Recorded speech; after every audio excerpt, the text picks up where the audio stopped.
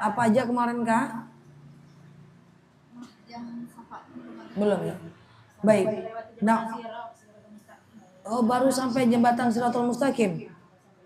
Setelah kita di jembatan Shirathul Mustaqim, kita bisa masuk surga karena syafaat. Belum. Berarti nggak selesai ceramah kita. Oke, baik. Baik. Na'udzubillahi minasyaitonirrajim. Bismillahirrahmanirrahim. Assalamualaikum warahmatullahi wabarakatuh.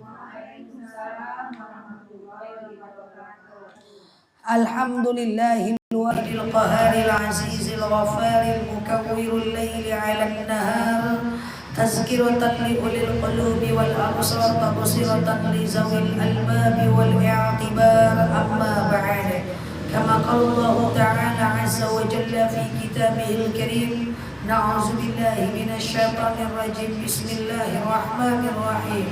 Ya ayyatuhan nafsul mutmainnah irji'i ila rabbiki radiyatan mardiyah fadkhuli fi ibadi wadkhuli jannati al-ayah. Ibu-ibu, sebelum kita mulai kajian kita berdoa kepada Allah, semoga siapapun kita yang hadir dalam majelis ini, insyaallah Allah sehatkan badan kita, Allah kuatkan jasad kita, Allah tambah haru keimanan kita, Allah luaskan rezeki kita, Allah angkat segala masalah kita, Allah jauhkan kita dari orang-orang zalim, Allah matikan kita dalam keadaan husnul khatimah. Amin. Allahumma amin.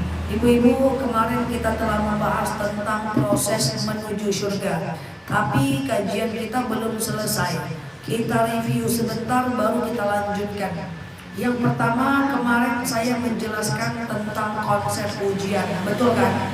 Nah, ujian itu cara Allah mencintai beda dengan cara manusia mencintai. Manusia mencintai dengan memberi, Allah mencintai dengan menguji. Kalau kita ngerti, suara jelas? Jelas. Kalau kita ngerti filosofi ujian, maka ujian itu sangat menguntungkan kita. Yang pertama, dengan ujian kita semakin lebih kuat. Apa jadinya hidup kita kalau nggak ada ujian? Nggak pernah dizolimin orang, nggak pernah disindir orang, nggak pernah difitnah orang, nggak pernah diomongin orang. Kita akan lebih rapuh. Baru salah sedikit, orang lihat kita nggak enak wajahnya dikit, kita itu bisa nggak tidur kita. Tapi kalau seandainya kita mengalami kezaliman atau kita sakit, insya Allah kita lebih kuat. Yang kedua, kemarin bahwa ujian itu kalau kita sabar bisa menggugurkan dosa-dosa kita. Nah, dosa itu harus kita gugurkan di dunia. Karena dosa yang tidak digugurkan di dunia akan kita bawa ke alam akhirat. Nah, makanya dosa yang tidak gugur di dunia biasanya akan Allah balas dengan sakitnya sakaratul maut. Maka doanya Allahumma hawin alaina fi sakaratil maut. Akan Allah balas dengan pedihnya siksa kubur. Jadi dosa yang belum beres di dunia akan dibereskan di akhirat dengan cara salah satunya siksa kubur. Kemarin saya bayangkan siksa kubur itu pedihnya. Malaikat menyiksa terus setiap saat. Kalau saya nggak pakai mic, kira-kira jelas nggak? Soalnya suara saya bergema di live. Oke, saya jauhkan ya. Soalnya bergema di. Ya. Bergema. Oke, baik. Oke, kita ngapain tadi lupa saya. Maka siksa kubur ya. Jadi dosa yang tidak selesai di dunia, maka dia akan Allah kelarkan di hari akhirat dengan cara pedihnya siksa kubur. Nah, itu bagus kan? Ya, ingat aja tuh settingannya. Nah, nanti minggu depan gitu lagi. Oke, foto gitu ya. Nah, jadi ibu-ibu yang saya sayangi karena Allah, seketika siksa kubur itu kemarin apa kita review sebentar ini. Siksa kubur itu malaikat akan selalu menyiksa kita. Dan kemudian liang lahat akan menjepit kita, dan kemudian bumi akan menggepit kita sehingga kita sakitnya luar biasa. Hanya ada beberapa waktu malaikat berhenti menyiksa kita. Yang pertama adalah saat hujan lebat. Yang kedua adalah saat azan. Yang ketiga hari Jumat. Yang keempat sepanjang Ramadan. Yang kelima jika orang hidup mendoakan kita. Apakah cukup sampai di situ? Tidak. Kita akan dibangkitkan di padang mahsyar, dicatat baik buruknya kita. Di situ kita akan mempertanggungjawabkan apa yang bisa kita pertanggungjawabkan.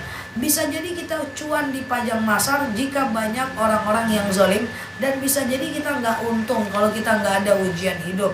Apa yang akan dihisap di padang mahsyar? Amal kita. Amal yang mana? Kebanyakan amal dengan manusia. Misalnya amal kebaikan saya 50% di buku catatan amal saya.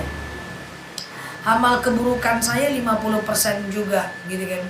Maka saya ingin menambah amal kebaikan saya menjadi 100% dan ingin mengurangi keburukan saya menjadi 0%. Maka caranya apa? Apa yang dihisap di padang mahsyar? Yang pertama kemarin adalah jual beli. Semua pedagang yang tidak jujur di dunia, pelanggannya nanti akan mencari dia dan meminta pahalanya untuk dia. Ya, karena ketidakjujuran itu penipuan, ya kan? Makanya kemarin saya bilang kalau jualan tuh jangan banyak gaya kali. Segini modalnya ndak taleh dong, tong seketeknya ndak usah. Ya, jujur aja, ndak dapet do gitu kan. Yang kedua pinjam meminjam. Barang yang kita pinjam lalu kita nggak kembalikan, nanti kita akan mengembalikan dengan amal. Misalnya amal kebaikan saya 50, amal keburukan saya 50. Kak Leni ngomongin saya, dapat saya pahala dari Kak Leni. Kak Ima pernah punya hutang, Kak Ima nggak bayar, saya dapat pahala dari Kak Ima. Kemudian emak rupanya pernah nyewa rumah saya lalu dia hilang malam, dapat lagi pahala. Nah, harapan saya kebaikan-kebaikan yang saya tuntut dari orang bisa membesarkan pahala saya. Itu yang akan terjadi di padang mahsyar. Mau suami yang berhutang, ibu akan tuntut di akhirat. Mau anak ibu yang berhutang, ibu akan tuntut di akhirat. Mau yang berhutang itu soulmate ibu, ya belahan jiwa, dada, ruh, jantungku, kita tuntut di akhirat. Kita nggak peduli. Kalau seandainya saya yang tidak yang saya sampaikan salah, ibu akan nuntut saya di hari akhirat. Itu namanya yaumul hisab. Semua orang akan memperjuangkan gimana caranya dia masuk surga. Oke? Sampai di situ aja baru kemarin. Belum selesai berarti kajian kemarin. Kenapa ya? Karena ada pertanyaan. Belum ya? Ya berarti kita lanjut. Lalu kemudian katakanlah amal saya jadi 30% yang buruknya. Yang baiknya jadi 70%. Sampai di situ dulu paham? Paham. Paham semua? Nah, maka di akhirat nanti kita akan lewat namanya jembatan Shiratal Mustaqim. Ihdinas Shiratal Mustaqim. Tunjuki kami jalan yang lurus. Apa itu jembatan Shiratal Mustaqim? Jembatan yang sebelah kanan kirinya ada neraka, sebelah kanannya ada surga. Jembatan Shiratal Mustaqim lebih kecil dibanding batang rambut dan kemudian jalannya berkelok-kelok. Di setiap simpang akan ada malaikat yang berusaha untuk menjentik kita untuk kita masuk ke dalam neraka. Dan neraka itu bentuknya berlobang. Hufratan min hufarin nira. Lobang-lobangnya api neraka. Nah, lobang api neraka itu terdiri dari 3. Ini komposisi neraka. Yang paling bawah adalah keraknya api neraka. Orang Yahudi abadan daiman wadaian masuk di sana. Orang-orang non-muslim di sana. Orang-orang yang murtad di sana. Orang-orang yang syirik semuanya di keraknya api neraka. Yang kedua adalah di dalamnya api neraka, yaitu orang Islam yang berdosa. Itulah dia orang Islam yang pengajian juga, gosip juga, yang sholat juga, fitnah orang juga, yang ibadah juga tapi suuzon juga, yang dia sholat juga buka aib orang juga, yang dia majelis taklim juga, yang dia joget-joget juga. Itu di tengah-tengahnya api neraka. Orang Islam yang berdosa. Orang Islam yang berdosa. Di tengah jadilah. Udah jadi pada karaknya, Pada karaknya.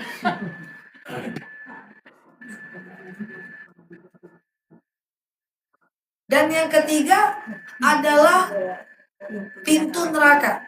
Tidak mungkin kita di pintu neraka. Di pintu neraka itu satu-satunya orang adalah Abu Talib. Abu Talib itu adalah paman Rasulullah yang mati dalam keadaan kafir, tapi sangat disayang oleh Rasulullah karena membantu Rasulullah dalam perjalanan dakwahnya. Lalu Rasulullah memberikan syafaat kepadanya, tapi nggak berhasil karena non Muslim. Maka dia cuma di pintu neraka aja. Bagaimana siksa di pintu neraka itu? Dipasang terompa mendidih ubun-ubunnya.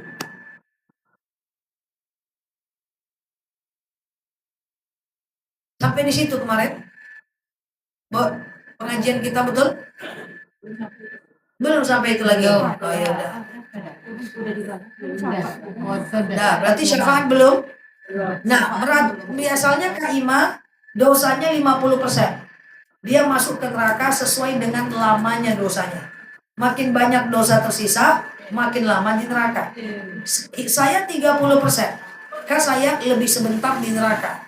Tapi lama dan sebentarnya di neraka, sehari di neraka, 1000 tahun di dunia. 1 detik di neraka, 48 tahun di dunia. Saya mau nanya, masih adakah kemungkinan kita masuk surga lebih cepat kalau udah masuk neraka? Contoh, Kak Ima dosanya 50%. Maka Kak Ima masuk surga selama 50% sampai dosanya dicuci di neraka. Tapi bisa nggak baru dibakar 10% terus masuk surga? Bisa. Disitulah syafaat berfungsi. Nah, ini kita mau belajar syafaat nih. Jadi syafaat itu diperlukan saat udah masuk neraka dulu, Kak. Masuk neraka nih, rupanya ada syafaat. Yang tadinya Kak Ima 50% masuk surga, neraka lama, tapi bisa jadi ada syafaat. Yang mana Kak Ima ini baru 10% dia udah masuk surga, itu bisa. Nah, maka kita butuh syafaat. Maka pertanyaannya adalah, siapa yang dapat memberikan syafaat?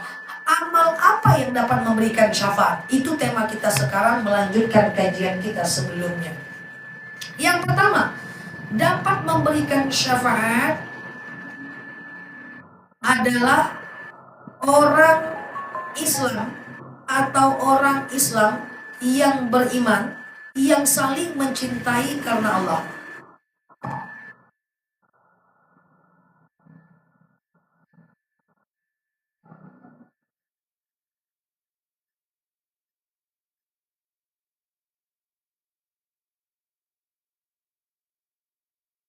Udah catat? Oke. Jadi ya, orang Islam yang saling mencintai karena Allah. Misalnya nih, Kak Leni nanti masuk neraka, Ima masuk surga. Oke? Nanti Kak Ima di surga, dia akan cari Kak Leni kawannya di dunia dulu. Kawan berantuk, enggak ya? Kawan baik ya? Ya Allah, mana Kak Leni ya Allah? Maka Allah bilang, Kak Leni itu masuk neraka. Mana mungkin Kak Leni masuk neraka ya Allah? Kak Leni itu dulu yang mengajak aku pengajian sehingga aku mendengarkan ceramah Ustadz dan aku dapat hidayah. Bagaimana mungkin Kak Leni masuk neraka ya Allah sementara dulu dia duduk paling dekat angguk-angguk dekat ustazah?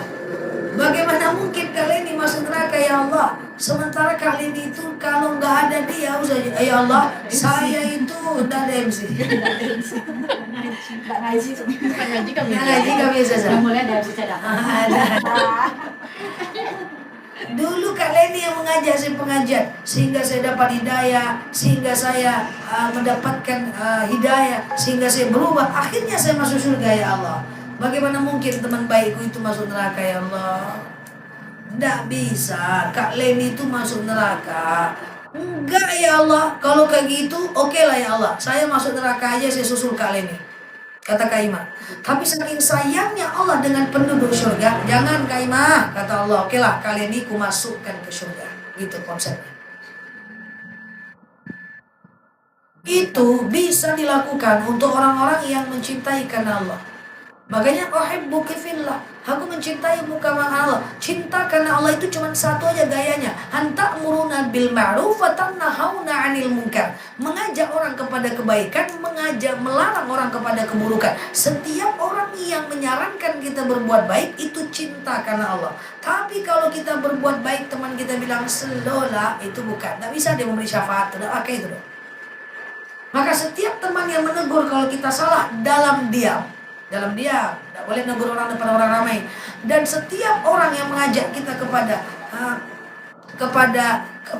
Allah, itu adalah bagian dari orang-orang yang saling mencintai karena Allah. Contoh, misalnya nanti di akhirat saya masuk neraka.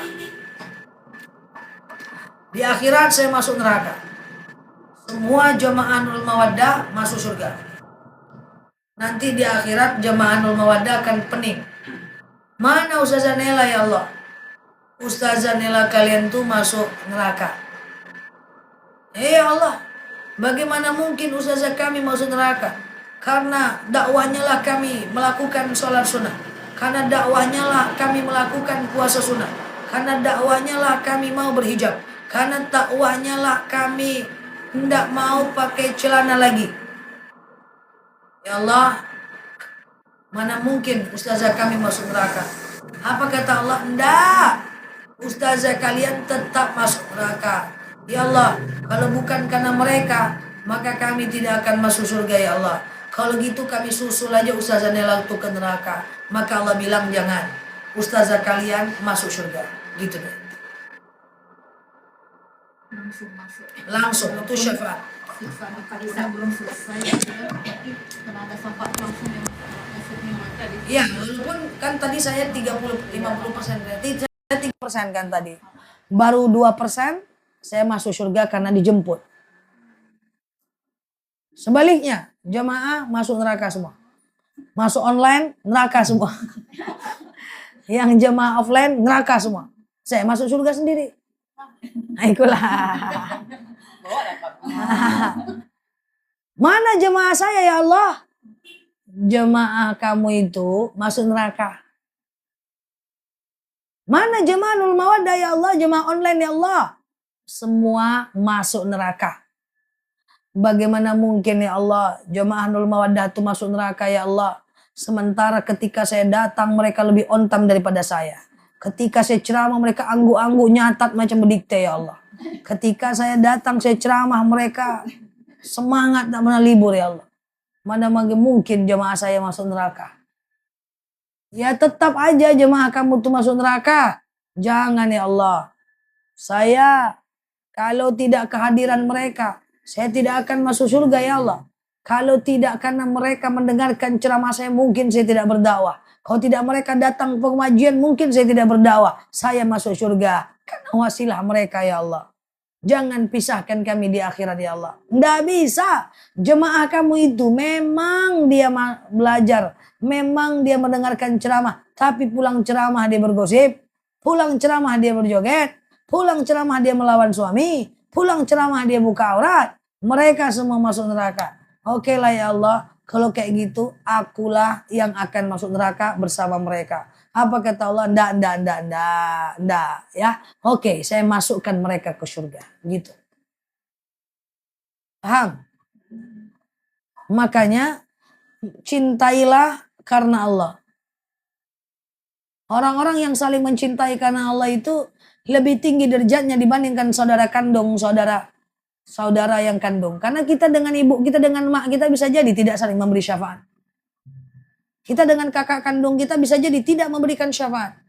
Tapi kita memberikan syafaat dengan teman-teman sepengajian, dengan teman-teman majelis taklim, dengan guru-guru kita. Makanya bertemanlah dengan orang baik biar kita baik.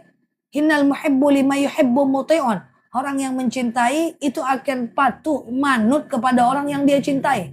Kalau kita mencintai orang beriman, kita akan mirip-mirip dengan dia. Apa yang dia lakukan, kita pengen lakukan juga.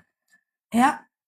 Tapi kalau kita mencintai orang-orang yang tidak beriman, maka kita akan memirip-miripkan diri dengan orang yang beriman. Pernah nggak? Orang dekat, tapi kok makin lama makin mirip. Itu adalah orang yang mencintai, secara energi dia menularkan positif, segala kata kalimat-kalimat baik, dia saling memotivasi. Itu orang yang saling mencintai karena Allah.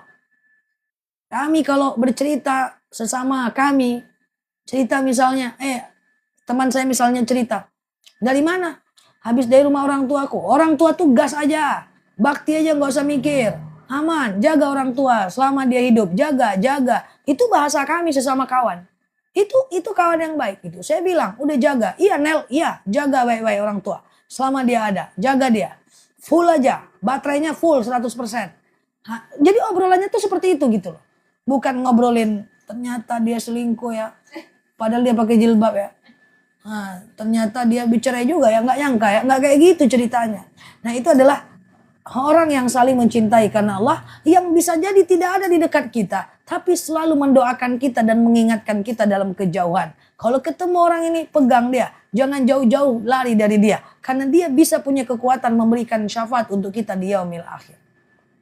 Kawan itu bukan yang teleponan tiap saat, kawan itu bukan yang SMS-an tiap saat. Kawan itu bukan yang selalu ada di samping kita, tapi selalu menasehati, mengajak dan mendoakan kita. Hati-hati kita butuh syafaat pada waktunya nanti.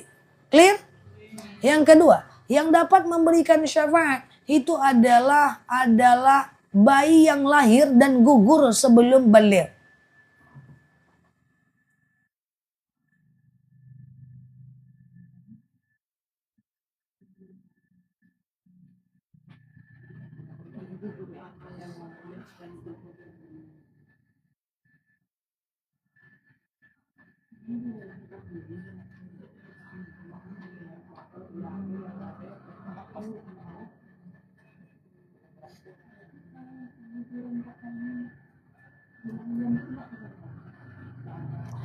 Di dunia Allah pisahkan kita dengan anak kita. Bukan atas kehendak kita, tapi atas qadarullah. Lalu kemudian anak tidak bisa bertemu dengan kita di dunia. Maka di akhirat anak itu nanti akan mencari kita. Ya Allah, mana orang tuaku? Orang tuamu di neraka. Ya Allah, engkau pisahkan kami di dunia. Masa kau jauhkan pula kami di akhirat? Nggak bisa, orang tuamu tuh di neraka. Ya Allah, engkau pisahkan kami di dunia, saya tak sempat ketemu ibuku. Maka di akhirat kau pisahkan pula kami. Ketemukan aku dengan ibuku ya Allah. Oke, kata Allah. Aku akan balikkan dia ke surga. Jadi Allah tidak sanggup menolak permintaan ahlu surga. Yang ketiga, dapat memberi syafaat adalah seorang yang hafiz Quran. Hafiz Quran, ini dia bisa bebas memberikan syafaat. Riwayatnya banyak. Orang yang hafal Quran 30 juz, ada riwayat mengatakan dia bisa memberikan syafaat kepada 7 orang anggota keluarganya. Hafiz 30 juz, hafizah. Dia bisa memberikan syafaat.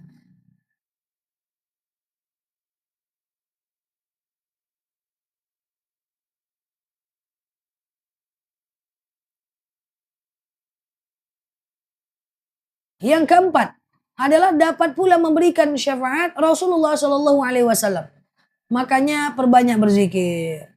Makanya perbanyak bersolawat. Solawat tuh jangan 10-20 kali, 100, 200, 300, 1000, 2000. Nggak lama itu. Sambil nunggu anak sekolah, solawat. Sambil nunggu anak ini solawat, kayak gitu ya. Sambil nunggu apa gitu, kita bersolawat. Nah ya, jadi ketika kita melakukan yang namanya solawat, ya ketika kita bersolawat, maka insya Allah Allah Subhanahu wa Ta'ala, Nabi Muhammad SAW akan memberikan syafaat kepada kita. Nanti Rasulullah akan berkata kepada Allah, ya Allah, kenapa itu dia bisa masuk neraka? Saya ingin jemput dia, saya ingin memberikan syafaat kepadanya. Lanjut. Nomor berapa? Cepat kali enggak kan? Apa yang dapat memberikan syafaat? Yaitu orang yang memuliakan anak yatim. Apa kata Allah? Ana wa kafilul yatim kal hatain. Saya dan orang yang memuliakan anak yatim kal hatain, nempel nanti bestian di surga. Maka dengan anak yatim itu tidak bisa membantu dengan uang, bantulah dengan adab, akhlak. Tidak bisa membantu dengan adab, dengan akhlak, jangan sampai menyakitinya. Ini anak yatim main takraw di lapangan, kita jewer dia. Sementara dia tidak ada pelindungan selain pelindungan kita. Muliakan anak yatim. Saking mulianya anak yatim tuh nggak boleh kita kasih zakat karena dia tanggung jawab kita. Dia hanya boleh diberikan sedekah, bukan karena Allah jahat, bukan karena Allah tak suka dengan anak yatim, tapi justru dia di atas rata-rata kemuliaannya. Nomor 6. Amal atau perbuatan yang dapat memberikan syafaat adalah sedekah kita.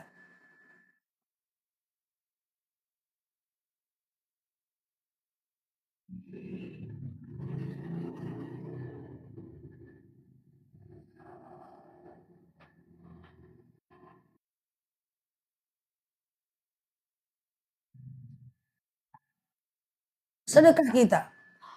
Sedekah itu banyak sekali manfaatnya ya. Yang pertama, as-sadaqatu tamna'u mitattassu. Sedekah itu menghindarkan kita dari kematian yang buruk. Yang kedua, jauhkanlah diri kalian dari api neraka. Walaupun dengan sebiji kurma sedekah.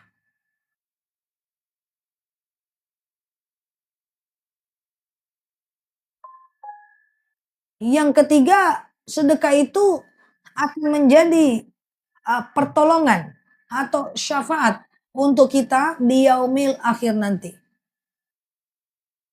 Sedekah itu, Bu, luar biasa. Kan saya anjurkan masyarakat nih sedekah subuh kan. 2.000, 2.000, 2.000, 2.000. Terkumpul 60.000 1 bulan, 2 bulan 120.000 gitu. Ketika kita bersedekah, traktir makan kawan, itu banyak sekali manfaat. Yang pertama, kita merasa diri kita udah bisa memberi. Memberi itu prestasi, Bu. Nggak semua orang bisa memberi, Bu. Jadi kalau kita bisa sedekah itu prestasi. Kalau sedekah itu mudah, semua orang kaya akan dermawan. Pada faktanya tidak semua orang kaya dermawan karena memberi itu perlu dilatih. Makanya memberi itu 2.000, 5.000 aja dulu. 5.000 setiap subuh kumpulkan. 5.000, 5.000, 5.000. Jangan sekali sedekah subuh 100.000. Besok hilang helm percuma aku sedekah. Nggak jadi sedekah. Tapi kalau sedekahnya 5.000 sedekah subuhnya, besoknya helmnya hilang. Kita biasa-biasa aja. Latih dulu. 5.000, 5.000, 5.000, 5.000. Ternyata hidupku nggak apa-apa kok dengan aku sedekah. Tambah lagi 5.000. Ternyata aman-aman aja. Dilatih mentalnya. Supaya kita bisa sedekah secara konsisten. Makanya ada teman saya protes. Nel, kenapa kamu arahkan orang sedekah cuma 2.000? Kenapa kamu arahkan orang sedekah cuma 5.000? Ini yang ngomong orang berilmu, Bu. Ngomong ke saya.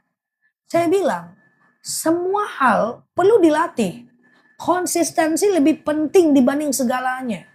Saya khawatir masyarakat kita ini sedekahnya banyak. 100.000, 100.000, 100.000. Besok hilang motornya, pasti dia berhenti sedekah. Percuma sedekahnya, hilang motor aku tadi. Sedekah itu harus dilatih. Orang gak bisa dipaksa untuk beribadah. Mulai dari 5.000, 5.000, 5.000. Setelah terkumpul sebulan, ternyata baik-baik aja kok aku dengan sedekah. Dia akan lakukan terus. Oh ternyata baik-baik aja kok. Baru nanti dia bisa keluarkan uang besar. Sedekah itu susah, jangankan ngasih uang segar, ngaji pakaian bekas aja banyak mikirnya.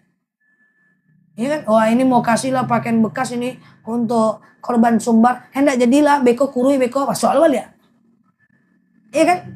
Jadi konsistensi itu nomor 1. Dan konsisten tidak milik semua orang. Apapun yang kita lakukan. Konsisten tidak milik semua orang. Seberapa banyak orang yang mau sedekah subuh? Hanya sedikit yang konsisten. Seberapa banyak orang yang memulai sesuatu, tapi hanya sedikit yang mampu melakukannya dengan baik. Konsisten itu susah. Nah, ya kan? Nah, jadi sedekah. Nah, sedekah itu ada manfaat. Yang pertama adalah kita jadi merasa mensyukuri keadaan kita. Mental kita sehat, jiwa kita sehat. Kemudian yang kedua, di mata Allah harga diri kita naik. Ya kan? Kita menjadi ahlus sodakoh. Di mata Allah harga diri kita naik. Dan di mata manusia, maka kita menjadi lebih dicintai karena kita telah membantu orang. Meskipun sebagian orang tidak membalas, tapi kita tidak bisa pungkiri bahwa ketika kita bersedekah, orang lain bahagia, dia ada energi positif dan menjadi peningkatan daripada harga diri kita. Nah, itu dia.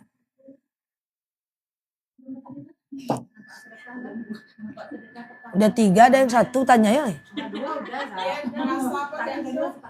Yang cepat kali ya. Oke.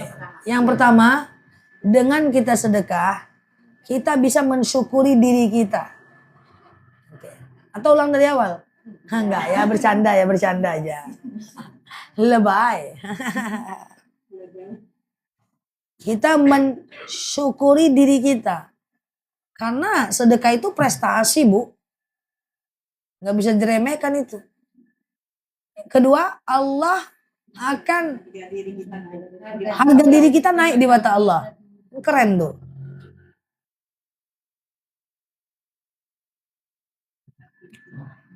Lebih dicintai dengan manusia.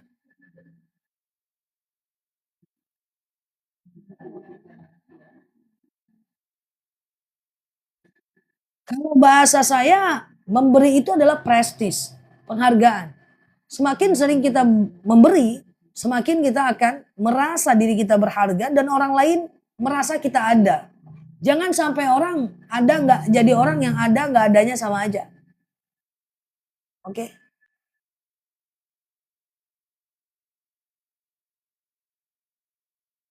Jadi as-shadaqatu tamna'u mitatasu. Sedekah menghindarkan kita dari kematian yang buruk.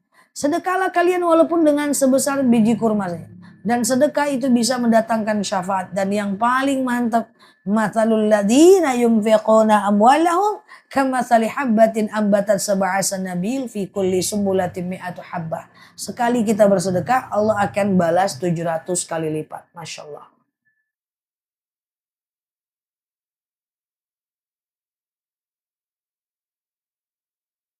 Apa aja tadi amalan yang dapat mendatangkan syafaat? 1, teman yang saling mencintai karena Allah. Yang kedua, anak bayi yang gugur. Yang ketiga, sholawat. Yang keempat adalah menyantuni anak yatim. Yang kelima adalah sedekah. Yang keenam, amalan yang dapat Habis Quran.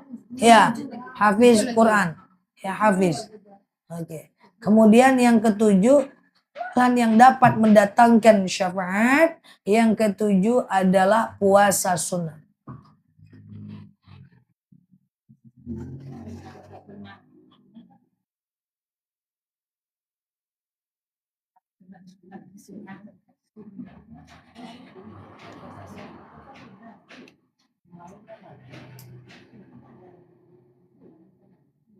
Hah? Apa? Sunnah dengan sunat sama ya? Kan itu tamar buto. Bisa diberhentiin, bisa dilanjut.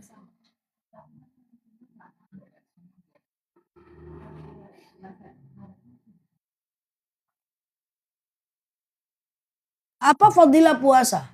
Yang pertama adalah saat kita berpuasa,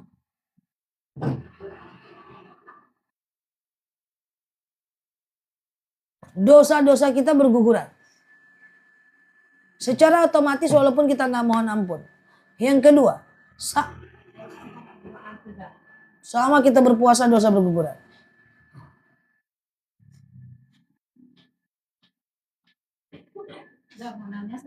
Ya. Karena kalau yang dari lahirnya lumpuh, bisu gitu, sementara dia tidak bisa melaksanakan ibadah satu pun.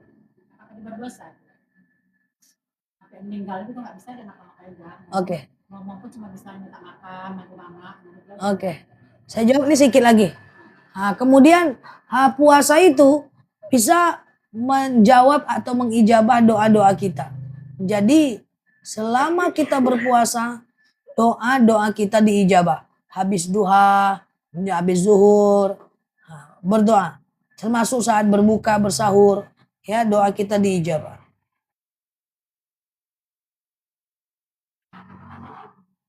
Dan kemudian puasa kita dapat menjadikan syafaat di yaumil akhir.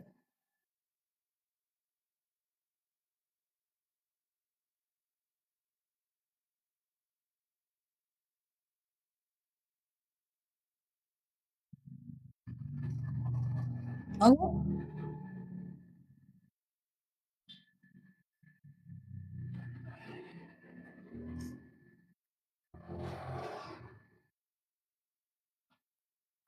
Ustazah, gimana kalau ada orang yang dari lahir bisu, lumpuh gitu kan. lumpuh, Nggak bisa ngapa-ngapain. nggak bisa ngapa-ngapain, nggak bisa ngomong, Cuma bisa cuma bisa makan, minta makan. mama aja. Maka dia mukallaf nggak?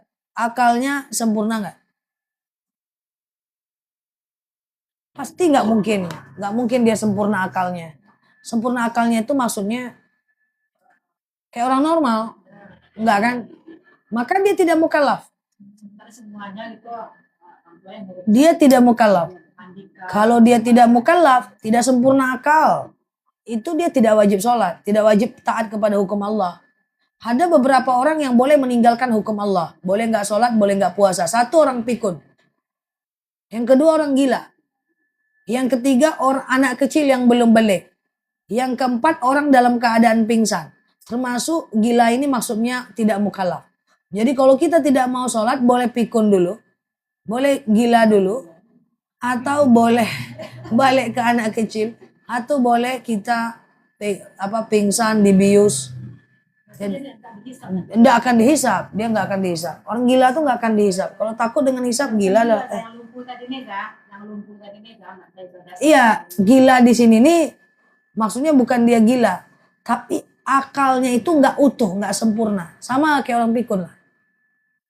Dia nggak kena hisap. Dia tidak wajib melakukan syariat. Bisa memberi syafaat kita anak laki yang dilahirkan. Ada pendapat yang bilang kalau anak bayi dilahirkan kalau kita tidak didoakan dia tidak akan memberi syafaat nanti karena ada orang tua yang tidak sholat gitu ya. Jadi katanya bisa memberi syafaat kalau dia didoakan. Itu gimana juga? Tetap ada syarat. Jadi syafaat tetap ada syarat. Seperti yang saya ceramah dulu-dulu kan saya bilang. Contoh sebelum saya jawab ya kak. Ibu pernah dengarkan fadilah amal contoh. Siapa yang puasa Arafah maka diampunkan dosanya setahun yang lalu. Ada kawan saya dia nggak sholat, cuma dia puasa Arafah. Apa tujuannya? Udah terampunkan dosaku yang nggak sholat kemarin Nel. Fadilah itu kan kayak promo. Siapa yang ini harus fokus karena ini susah ini. Ini saya mau jelaskan ini ya. Setiap fadilah itu kan kayak bonus atau promo dari Allah. Hello. Ini ada puasa Arafah nih. Akan diampunkan dosa kalian setahun yang lalu. Ayo ambil promo ini. Gitu kan. Setiap promo ada syarat. Jangan ibu ambil promo seperti teman saya yang tidak sholat tapi dia ikut puasa Arafah. Dalam pikirannya dosa-dosanya meninggalkan sholat udah Allah ampunkan. Tidak. Setiap promo ada syarat. Dia tidak boleh meninggalkan kewajiban. Dia tetap sholat, dia tetap puasa, dia tetap bayar zakat. 3 itu aja paling penting. Haji kalau nggak mampu nggak usah pikir. Termasuk syafaat. Anak bayi baru lahir, meninggal. Dia bukan statusnya bukan ketika dia tidak didoakan oleh maknya. Maknya ini sholat nggak? Jangan ibu setelah dengar ceramah ini ibu keguguran setelah itu ibu berzina lontang-lantung. Ada anakku nanti yang akan mendatangkan surga untukku. Enggak. Dia tetap promo bersyarat. Syaratnya jangan tinggalkan kewajiban dan berusaha meninggalkan keburukan. Semua seperti itu. Nanti akan ketemu dengan puasa Arafah. Nanti akan ketemu dengan ya kayak gitu. Contoh, paham nggak maksudnya kira-kira? Contoh, ada orang yang saya amanahkan jaga wudhu. Jaga wudhu 24 jam. Habis batal wudhu ambil lagi, batal wudhu ambil lagi. Mati dalam keadaan syahid langsung masuk surga. Tidak rasakan sakit mati dan sisa kubur. Dia wudhu aja nggak sholat subuh. Mana bisa? Setiap promo ada syarat. Ibu pergi ke Matahari, belanja, buy one, get one. Bisa dapat 2, syaratnya beli 1. Promo 50%. Hanya yang di rak ini aja, di rak lain tidak. Promo beli sampo sekian puluh persen. Hanya di rak ini aja, yang lain tidak. Promo voucher belanja di atas 100.000 akan promo diskon 20%. Ada syarat. Gak ada promo yang gak ada syarat. Oke. Beli madu 2 lebih murah. Syaratnya 2 dulu. Kan gitu kan. Dapat voucher 15% kalau belanja di atas 15.000. Kayak gitulah cara supaya lebih paham. Jadi jadi nggak seperti itu dia. Jadi dia tetap ada syarat. Jangan setelah ini kita keguguran terus kita nggak sholat, kita nggak puasa gitu ya. Oke? Kalau orang tua atau tidak sholat tidak berani anak-anak. Nggak bisa. Jadi saya bukan itu nggak berdosa dia. Nggak berdosa. Wallahu a'lam bishawab. Udah? Assalamualaikum warahmatullahi wabarakatuh.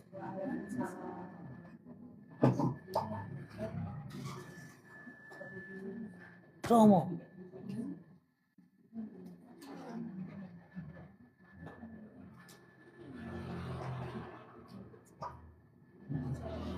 Astaghfirullahaladzim. Astaghfirullahaladzim. Astaghfirullahaladzim. Al-Adiyah Al-Fatihah. Na'udzubillahi minasyaitonirrajim. Bismillahirrahmanirrahim. Alhamdulillahirabbil alamin. Arrahmanirrahim. Maliki yaumiddin. Iyyaka na'budu wa iyyaka nasta'in. Ihdinas siratal mustaqim. Shiratal ladzina an'amta 'alaihim ghairil maghdubi 'alaihim waladdallin. Amin. Na'udzubillahi minasyaitonir rajim. Bismillahirrahmanirrahim. Alhamdulillahirabbil alamin wassalatu wassalamu ala asrafil anbiya'i wal mursalin wa ala alihi wa sahbihi rasulillahi ajma'in. Allahumma shalli ala sayyidina Muhammad. Allahumma ighfir lana dzunubana wa liwalidayna warhamhuma kama rabbayana shaghira. Allahumma inna nas'aluka salamatan fid din wal afiyatan fil jasadina wa ziyadatan fil ilmina wa barakatan fil rizqina wa taubatan qabla al maut wa rahmatan indal maut wa maghfiratan ba'dal maut. Allahumma hawwin alaina fi sakaratil maut wan najata minan nari wal afwa indal hisab. Allahumma inna na'udzubika minal hammi wal hazan wa na'udzubika minal ajzi wal kasal wa na'udzubika minal jubni wal bukhli wa na'udzubika min ghalabatid dain wa qahari rijal. Rabbana zalamna anfusana wa illam taghfir lana wa tarhamna lanakunanna minal khasirin. Rabbana hablana min azwajina wa zurriyatina qurratan a'yun waj'alna lil muttaqina imama. Allahumma nawwir qulubana bi tilawatil Qur'an wa tsabbit aqdamana bi nuril Qur'an. Allahumma yassir alaina umurana wa la tu'assir alaina umurana. Rabbana la tu'akhizna in nasina aw akhtana. Rabbana wa la tahmil alaina isran kama hamaltahu 'alal ladzina min qablina. Rabbana wa la tuhammilna ma la taqata lana bih wa'fu 'anna waghfir lana warhamna anta maulana fansurna 'alal qaumil kafirin. Rabbana atina min ladunka rahmah wa hayyi lana min amrina rasyada. Rabbana atina fid dunya hasanah wa fil akhirati hasanah wa qina azabannar. Wa sallallahu alaihi wasallam. Subhanahu rabbika rabbil izzati amma yasifun wa salamun alal mursalin walhamdulillahi rabbil alamin.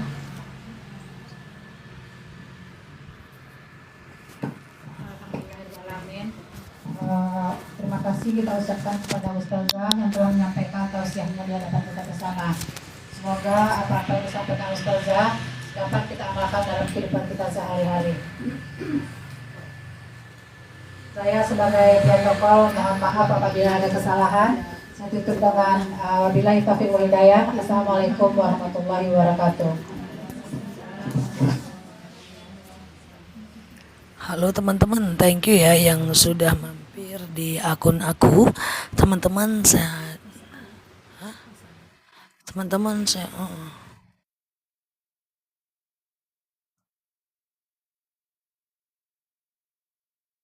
enggak dong, emang iya? Hah? puasa nih. Iya, Mas. Enggak apa. Puasa aku. Iya kayak mana? Apa enggak? Santai lah. Nanti langsung makan lah. Apa dong? Tutup dulu ya. Oke, thank you ya teman-teman yang sudah share-share tautan, tap-tap layarnya, yang sudah nge-give, yang sudah komen, yang sudah bantu-bantu jawab, bantu-bantu jawab, ya, yang sudah apalah tadi tuh, ya, yang sudah itulah ya kan guys. Sampai ketemu di sore nanti di kajian. Semoga nggak ada anak kecil sih, karena sekarang lagi libur, ibu-ibu tuh pada suka bawa anak-anaknya ke masjid. Itu sampai awal bulan. Semoga aman ya. Dan doakan juga cuaca aman sehingga kita nggak ada kendala macet di perjalanan ya. Dan thank you ya teman-teman ya yang sudah share-share tautan. Yang mau beli madu bisa dengan Mbak Lavina di jam 1 siang. Mbak Lavina posisinya udah kembali di Pati ya, sudah tidak di Jambi lagi ya, jam 1 siang di live aku. Dan sampai ketemu juga nih nanti malam di jam 8 malam kita ngobrol santai di akun ini ya. Yang terlambat hadir boleh cek video ini di channel YouTube-nya aku, Ustazah DR Nela Lukia. Oke ya guys, kayak gitu. Terus sehat selalu ya teman-teman. Sehat selalu teman-teman semuanya. Kita tutup dulu. Subhanakallahumma wa bihamdika nasyhadu an la ilaha illa anta nastaghfiruka wa natubu ilaik. Nela Luki di sini. Sampai paham. Assalamualaikum warahmatullahi wabarakatuh. Bye bye. Love y'all. Thank you ya guys. Aku tutup dulu ya teman-teman ya. Oke, sehat selalu ya. Oke, makasih ya semuanya ya. Kita tutup dulu ya.